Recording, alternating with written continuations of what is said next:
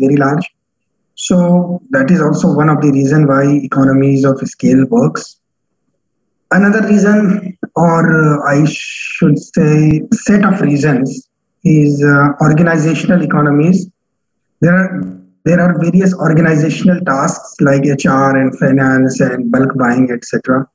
Um, so these things can be centralized, and that will result into cost savings, which will reduce average cost per unit, and the same thing is known as economies of scale. Then financial economies, large organizations which are operating at a large scale, they are normally generally able to get finance at a lower rate as compared to small and medium scale firms.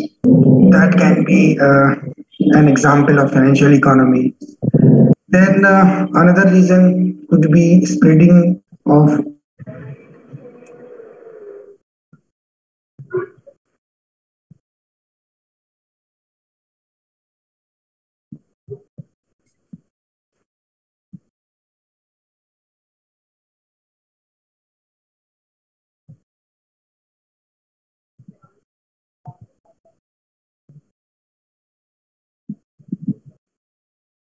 so per unit cost will be lower if the size of the organization is very large. So, so today we will extend the discussion on the economies of scale and diseconomies of scale.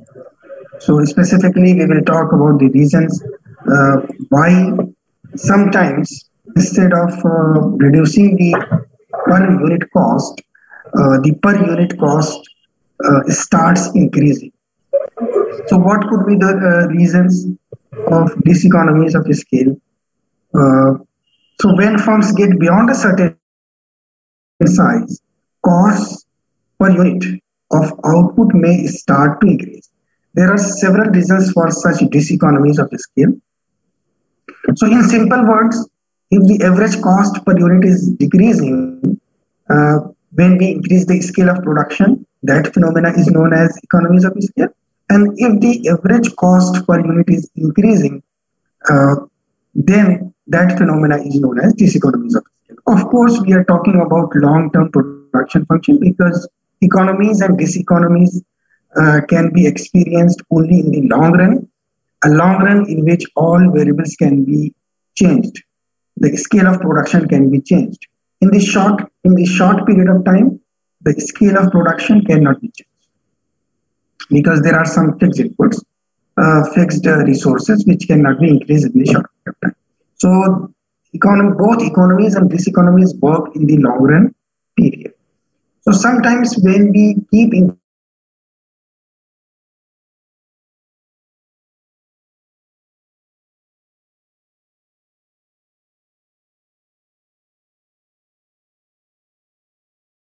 the scale of diseconomies of scale.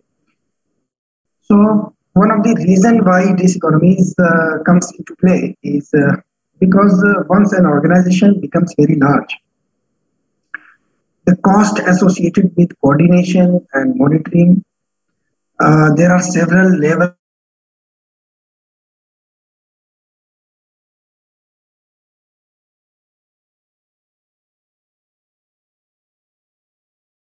of hierarchy in the organization is less.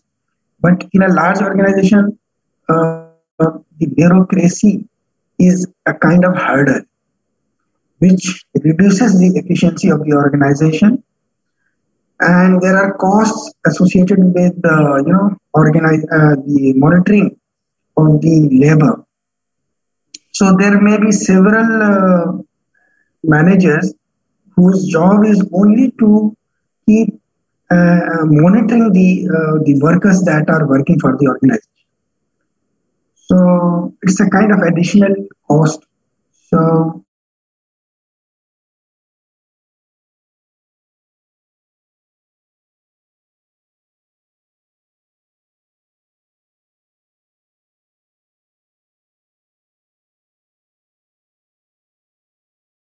that employees are doing what they are supposed to do. So the more checks and balances are needed to ensure that the right hand and the left hand are coordinated. So coordination. If the size of the organization is very large, there is a need for coordination between different departments, between different units, between different managers. So at every level, because at every level, the number of people working for the organization will be large. They are, whether it is lower level or middle level or higher level. Of course, at the lower level, the number of people will be much more. But the point here is that if the size of the organization is very large, the problems related with monitoring, coordination, and bureaucracy will start cropping up. So the larger the organization, the more checks and balances and the more paperwork. Most big firms have several layers of bureaucracy devoted simply to monitoring employees. As the firm becomes larger and more complex, the lines of communication gets longer. The communication also becomes very slow because of the length of hierarchy that is involved. So communication between different levels of organization and even horizontal communication becomes difficult. So communication, lack of communication is also one of the points. So bureaucracy devoted simply to monitoring employees. As the firm becomes larger and more complex, the lines of communication gets longer. The job of middle manager to a large extent is only monitoring. Then another reason of diseconomies of scale is the lack of motivation in teams. It has been observed that if the team is small, uh, the team is split. The members of the team will feel motivated. They will feel respected. They will feel important. They will feel that they are contributing to the organization. And but if the size of the organization is very large, they may feel that they are not important in the organization. This will create a feeling of alienation among them, and they will feel demotivated. So one of the reason of large and why sometimes large organizations experience diseconomies of scale is because of the lack of team spirit. So workers may feel alienated if their jobs are boring and repetitive, and if they feel that they are a small part of a large organization. Small to medium sized companies often report that workers feel they make a difference. This may be lost in a large organization. And as a consequence, lower motivation may lead to shoddy work. As the size of the firm increases, team spirit or morale generally decreases. So as the size of the firm increases, team spirit or morale generally decreases. So this can be the second reason why diseconomies of scale comes into play. The third reason could be of diseconomies of scale could be industrial relation may deteriorate. When the workers are very large, there may be problems associated with HR. I mean, they may, uh, between the top management of the firm and the workers, there may be some trust issues. There may be some uh, unresolved issues, which may uh, which may increase the cost per unit of for that firm, resulting into diseconomies of scale. So industrial relations may deteriorate as a result of these factors and also as a result of the more complex relationships between different categories of workers. More levels of people management may therefore be required. Economies and diseconomies of scale play important roles in real world, long run production function, long run decisions. Economies of scale are an important reason why firms attempt to expand their markets. Economies of scale is one of the reasons why a firm decides to increase its level of production. And you know, expands its operations as well as markets.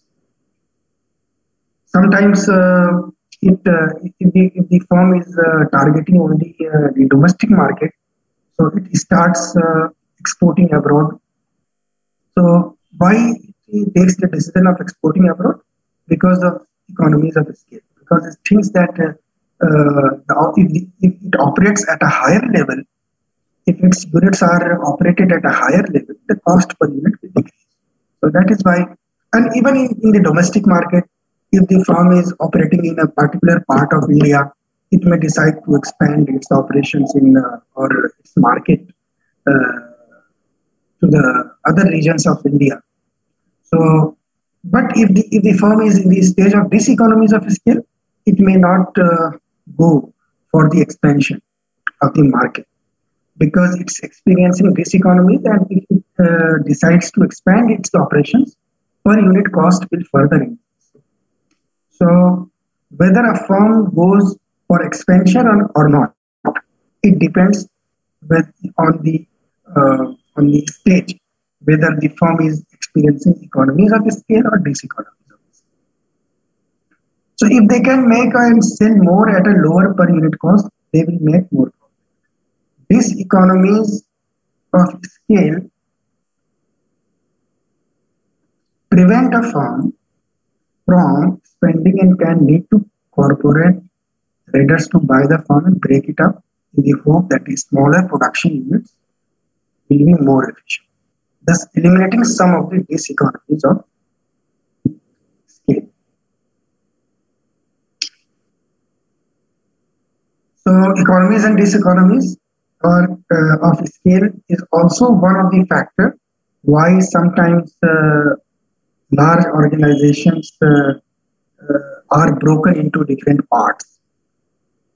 Why? Because the size of the organization sometimes and the nature of the organization becomes such a nature that it becomes inefficient to operate at that large level.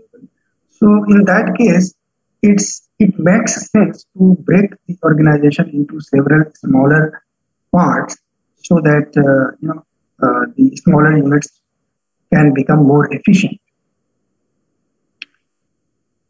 So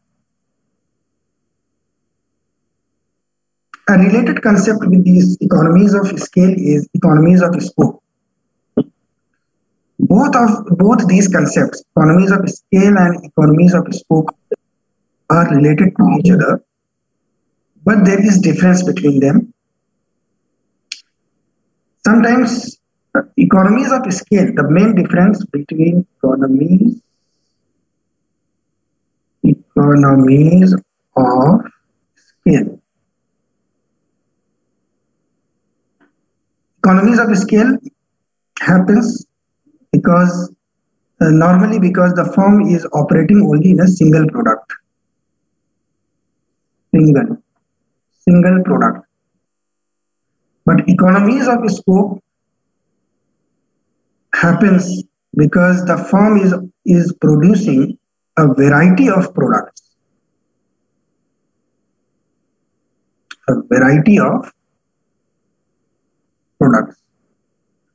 So if the cost per unit is decreasing, once the same product is increased in multiple quantities, at extra quantity of the same product is produced, that phenomena is known as economies of scale.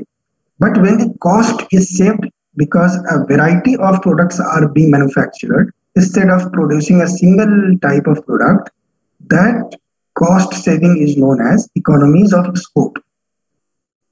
Economies of scope often a firm is large because it produces a range of products. So if the firm is producing a range and variety of products, which results into a reduction in the cost per unit, that phenomena is known as economies of scope. This can result in each individual product being produced more cheaply than if it was produced in a single product form. So if multiple products are manufactured jointly, the cost per unit will be lower. And if separate firms are producing, separate products, and in that case, the cost per unit will be higher. If this is the case, then we can call it economies of scope. The reason for these economies of scope is that various overhead costs and financial organizational economies can be shared among the products. The reasons are same as we discussed, that there are several kinds of reasons behind the economies of scale. And so the same reasons are behind the economies of scope also. The overhead cost can be distributed among various types of products the firm is producing. Financial economies, organizational economies can be shared among the products. For example, a firm that produces a whole range of CD players, amplifiers, tuners can benefit from shared marketing and distribution costs. So here is another example. If the firm is producing only one product, the marketing cost, for advertising, there are various ways of advertising: print media, electronic media, TV, internet, YouTube, social media. So, if a firm decides to market its products, so whether the firm has only one product or 10 products, the marketing cost will almost be similar, because a single ad campaign can be undertaken for 10 products jointly. For example, ITC. So ITC produces a wide variety of products. So instead of undertaking different ads for each individual product, what it can do, it can start an ad campaign just for ITC products combined in a combined way. So that will reduce the marketing and distribution cost of the organization, which will result into economies of scope. Economies of scope. So, say for example, ITC that I'm mentioning. ITC is one of the manufacturer of, the market leader of cigarette industry in India, cigarette. But there are, legal hurdles on the marketing of cigarettes. So what it does, it it markets its cigarettes indirectly. Say for example, Will's Lifestyle. Will's Lifestyle is a brand for lifestyle products. When anybody listens this word Will's Lifestyle, what comes in his or her mind is cigarette also, because cigarette is same thing that is owned by the same company, and the symbols associated with Will's Lifestyle is also similar to the symbols associated with the cigarettes of the ITC. So what the point here is that if the organization is manufacturing different products, so instead of undertaking ad campaigns for each product differently, individually, what it can do, it can combine the marketing campaign by covering each product. So that will result into cost saving on the part of advertising, and as a result, the firm will experience economies of scope. So again, I'm repeating, the main difference between economies of scale and economies of scope is that economies of scale happens because the firm is producing only a single product, and it is just increasing the scale of production, which results into cost reduction of cost per unit. Economies of scope happens because the firm is instead of producing a single product, it is producing a wide range of products. And when the firm is producing wide range of products, different benefits, for example, the same benefits, economies, organizational economy, financial economy, and saving on the part of advertising, these things, can result into economies of scope.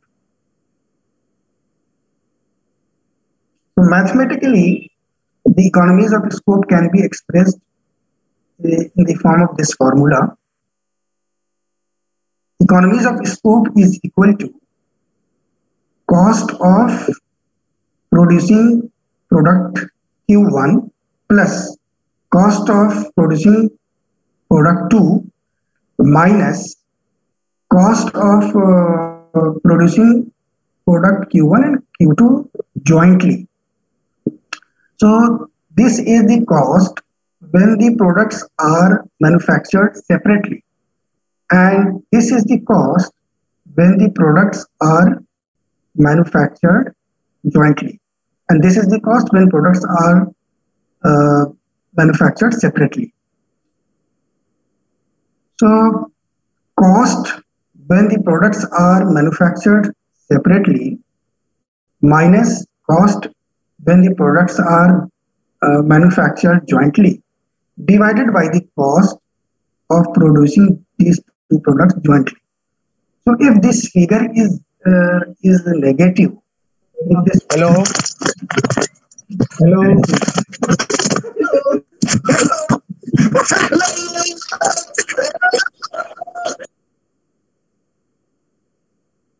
okay.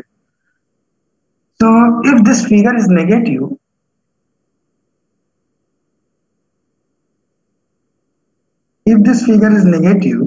negative means less than 0, we can say that the firm is experiencing diseconomies of scope. And if this figure is positive, we can say that the firm is experiencing economies of scope. Again, look at the formula to understand the concept of economies of scope. This proportion is the cost of producing two products separately. And this proportion is cost of producing product Q1 and Q2 jointly. If this proportion is high, is bigger, and this figure is less, if the cost of producing two products jointly is less, then the numerator will be a positive figure, isn't it? So if this is positive, then we can say that the firm is experiencing economies of scope. If this is positive, then we can say that the firm is experiencing economies of scope. And if this is negative, when this will become negative? If this proportion, the cost of producing separately, is less and the cost of producing jointly is high, then the numerator will become negative. Then the numerator will become negative. And if the numerator is negative, then in that case, we can say that the firm is experiencing diseconomies of scale. So economies of scale exist if the firm achieves unit cost of saving as it increases the production of given goods or service. So in the case of economies of scale, the good and service is same. But in case of economies of scope exist if the firm achieves saving as it increases the variety of goods and services it produces. The same thing, situation in which joint output of a single firm is greater than output that could be achieved by two different firms when each produces a single product. So if there are two firms, each is producing different products, and if they join together and start producing these two products jointly, if that results into the reduction of cost per unit, that phenomena is known as economies of scope. And this economies of scope, situation in which joint output of a single firm is less than could be achieved by separate firms when each produces a single product. So the opposite of economies of scope is diseconomies of scope. Economies of scope play an important role in firms' decisions about what combination of goods to produce. They look for both economies of scope and economies of scale. When you read about firms' mergers, think about whether the combination of their products will generate economies of scope. Many otherwise unexplainable mergers between seemingly incompatible firms can be explained by economies of scale. So several mergers and acquisitions happen because of the economies of scale and economies of scope. If we analyze the mergers and acquisitions, most of the time we will find that economies of scope and economies of scale is one of the reasons behind those mergers and acquisitions. So this was all for today. Now I may request you to ask anything uh, that seems not clear to you, or you want to make any comment or any observation.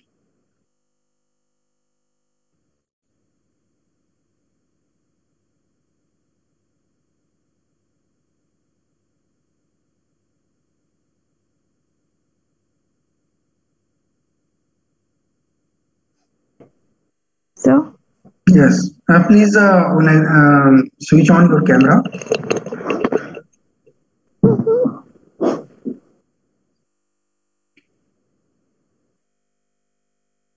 sir, there's some problem. It is unable to start. Okay. So please speak.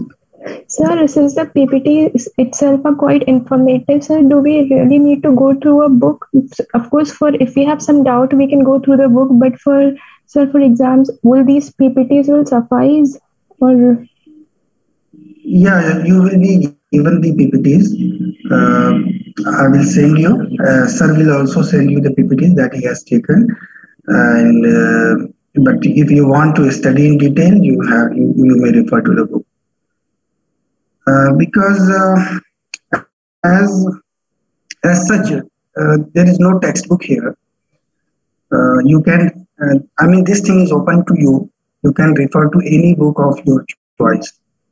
As far as PPTs are concerned, they are very, I mean, of course, the subject cannot be covered in detail in PPTs. So, in a very crisp and short form, the concept has been given in the PPTs.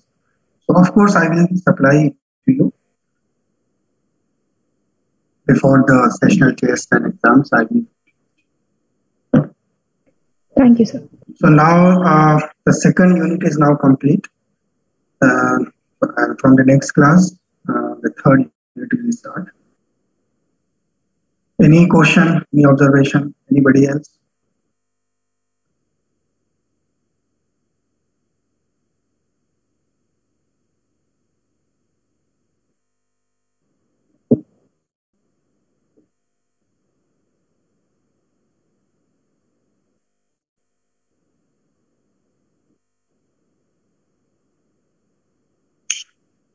Okay, thank you very much for joining this.